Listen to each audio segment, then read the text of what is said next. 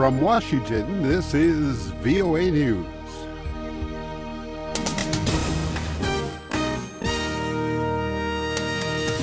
The U.S. Secretary of State continues to attempt to broker a Mideast ceasefire. 2 Ukrainian planes shot down. I'm Ira Mellman reporting from Washington. The United States top diplomat, Secretary of State John Kerry, said Wednesday that some progress has been made in negotiating a ceasefire between Israel and Hamas, as Israel's president called weeks of deadly violence an impossible situation. Here's Kerry. President Abbas understands the road to the solution, and that's what we're working for. So we will continue to push for this ceasefire. We will continue to work with President Abbas and others in the region in order to achieve it.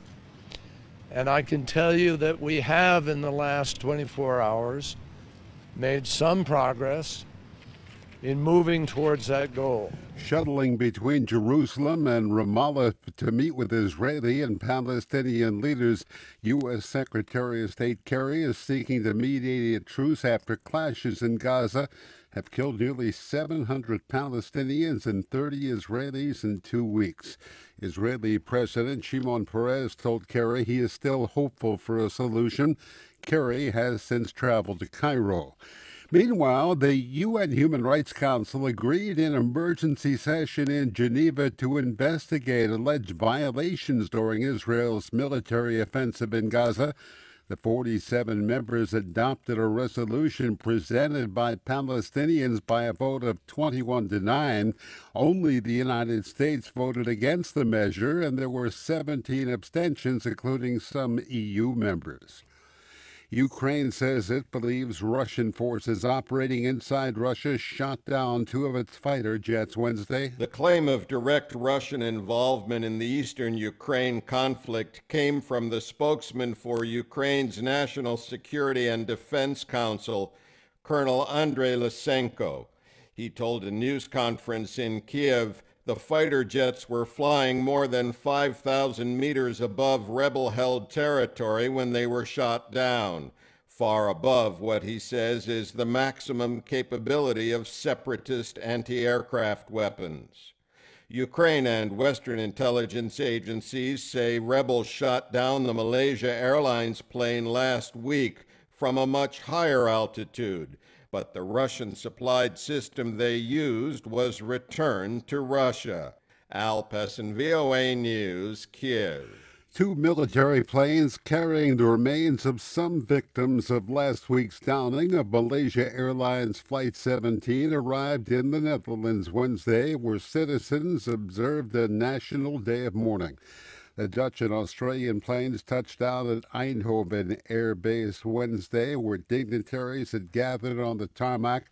The bodies, carried in plain wooden coffins, were silently placed in black hearses and driven away.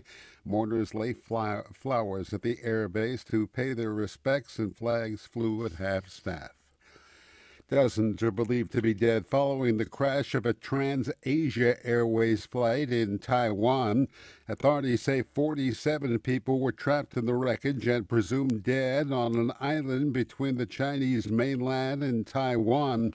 Reports say another 11 survived and have been taken to a nearby hospital. The domestic flight was attempting to land at Megang Airport as Typhoon Matmo battered the area with heavy rains and strong winds.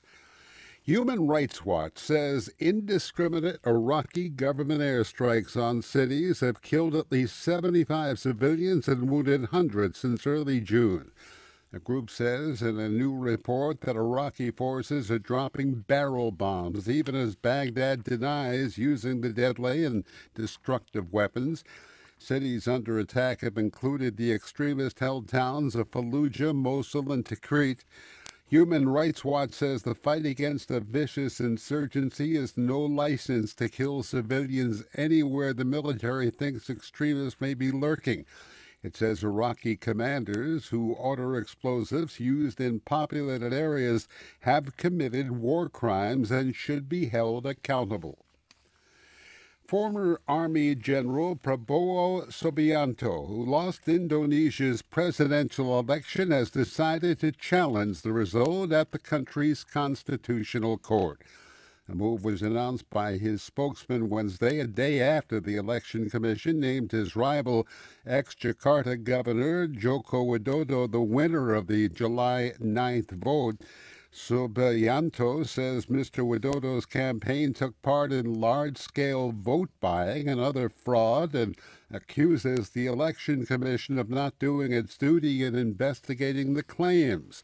A court challenge should take about a month to complete. Most analysts think it will prove unsuccessful. I'm Ira Mellman. That's the latest world news from VOA.